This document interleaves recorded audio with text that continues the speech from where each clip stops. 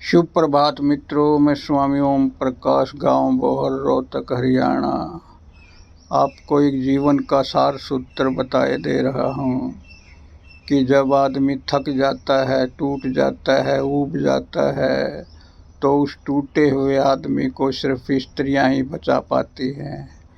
इस बात में आधी सच्चाई है, क्योंकि जिस कारण से आदमी थकता है, टूटता है, वह ऊबता है, उसका कारण भी बहिर्जगत की स्त्री होती है।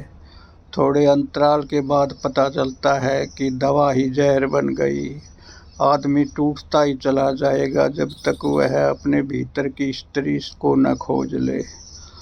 तो मित्रों, ये जो बाहर भीतर की स्त्री है, इसके बारे में मैं स्पष्टीकरण देता हूँ कि बाहर की स्त्रियाँ तो हम सब जानते ही हैं, लेकिन भीतर की स्त्री क्या है, ये पहली बार हमने सुना है। तो दोस्तों, हमारा जो निर्माण हुआ है इस शरीर का, उसमें माँ का भी हाथ है, पिता का भी हाथ है। तो हमारा कुछ हिस्सा स्त्री से आया, कुछ पुरुष से आया। तो जो हिस्सा स्त्री से आया है वो भीतर की स्त्री है, और ये जो भीतर की स्त्री है वो निराकार है। हमारा जो चेतन मन है, अगर आप पुरुष हैं तो चेतन मन पुरुष होता है और अचेतन मन स्त्री होता है। तो ये भीतर के स्त्री पुरुष जब मिल जाते हैं तब हम मन से मुक्त हो जाते हैं। हमारा मन का जो प्रोजेक्टर स्विच ऑफ हो जाता है, तब जा कर के हम उस ब्रह्म से प्रतिष्ठित हो जाते हैं, ब्रह्म में।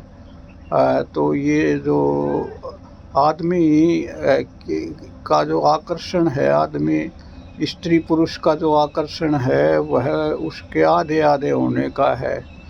तो आधा हिस्सा पूरा होना चाहता है, प्रकृति आधे को बर्दाश्त नहीं कर पाती। तो इसलिए स्त्री और पुरुष में एक शाश्वत आकर्षण है। लेकिन जो बाहर की स्त्री है वो उस परछाई की तरह है, उससे आज तक किसी का कोई पूरा नहीं हुआ, सब अधूरे ही रहते हैं। जब आप भीतर की स्त्री से मिलते हो तब आपको पूर्णता का बोध होता है, तब सेटिस्फैक्शन आता है, तब आप मन के पार चले जाते हैं।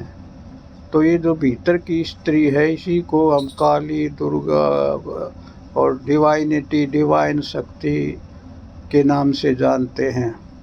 तो ये विज्ञान जनसाधारण को पता नहीं है कि जो भीतर की स्त्री है उससे भी मिला जा सकता है।